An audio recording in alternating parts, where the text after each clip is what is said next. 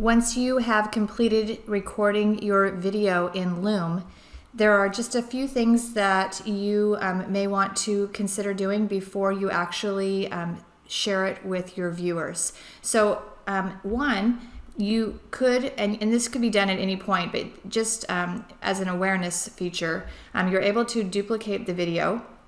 Also, you can decide the speed at which it will play by selecting underneath this little play button here. And a couple of other things that I wanted to call your attention to. You are able to create a custom thumbnail, which will be what viewers see before they play the video.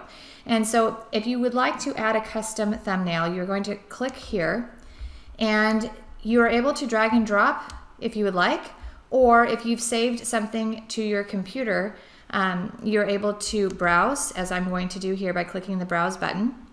And previously I had created this particular file, and it actually is one Google slide, and then I downloaded it to my computer as a JPEG file. And so this is what it looks like. I like to put little Bitmoji, just things to kind of personalize it for my students.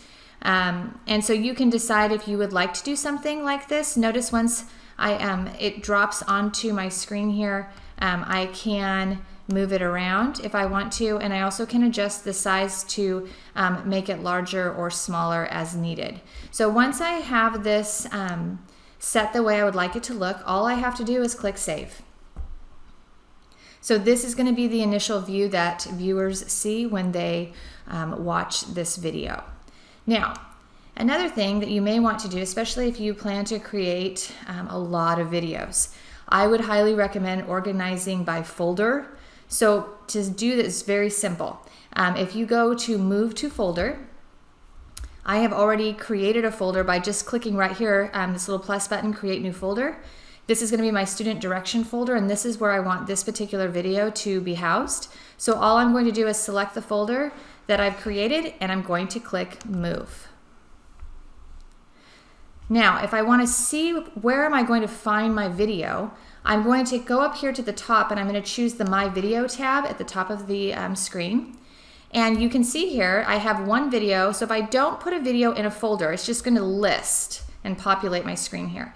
But if I want to actually go to the student direction folder, here are the videos that I have housed in this particular folder. I can go back here by clicking on My Videos, and it will take me to that main dashboard view. So just a few things to consider when you finish up, just to keep yourself organized and then ready to share with your students.